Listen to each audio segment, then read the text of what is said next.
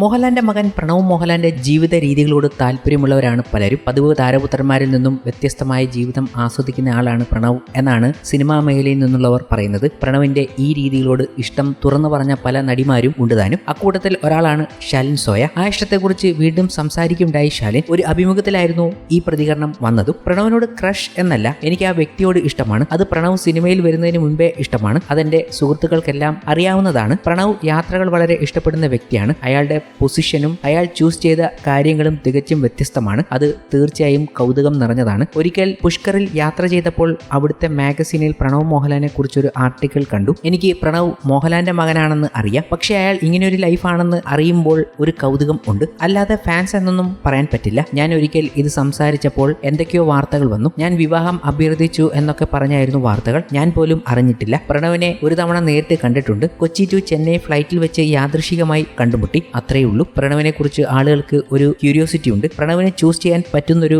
ജീവിതം ഉണ്ടായിട്ടും പുള്ളി ഇങ്ങനെ പോകുന്നു. അതും മറ്റുള്ളവർ ആഗ്രഹിക്കുന്ന ഒരു ജീവിതം. സ്വാഭാവികമായും കൗതുകം തോന്നും. അദ്ദേഹം എവിടെയും വന്നിരുന്ന് അഭിമുഖങ്ങൾ നൽകുകയോ സംസാരിക്കുകയോ ചെയ്യുന്നില്ല. പഴയ താരങ്ങളോട് നമുക്കൊരു ഇഷ്ടമുണ്ട്, കാരണം അവരുടെ ലൈഫിനെ കുറിച്ച് നമുക്ക് അറിയില്ല. അവരുടെ അഭിമുഖങ്ങൾ അധികം വന്നിട്ടില്ല. എന്നാൽ ഇപ്പോഴത്തെ താരങ്ങളുടെ കാര്യം അങ്ങനെയല്ല. പ്രമോഷന്റെ ഭാഗമായൊക്കെ അഭിമുഖം നൽകേണ്ടി വരും. പ്രണവിന്റെ കാര്യം വ്യത്യസ്തമാണ്. മറിച്ച് ചെയ്യാനുള്ള പാരമ്പര്യമൊക്കെ അവർക്കുണ്ട്. ശാലിൻ പറഞ്ഞ വാക്കുകൾ ഇങ്ങനെയായിരുന്നു: എന്നോട് ക്രഷ് ആണെന്ന് പറഞ്ഞ് പലരും വരും, പക്ഷേ പരിചയപ്പെട്ടാൽ എന്നോടുള്ള ക്രഷ് പോകും. എല്ലാവർക്കും എന്നെ സുഹൃത്തായി നിലനിർത്താനാണ് ഇഷ്ടം. ശാലിൻ ഇതുകൂടെ കൂട്ടിച്ചേർത്തു. അന്ന് ശാലിൻ പറഞ്ഞ വാക്കുകൾ വലിയ രീതിയിൽ സോഷ്യൽ മീഡിയയിൽ ശ്രദ്ധിക്കപ്പെട്ടിരുന്നു.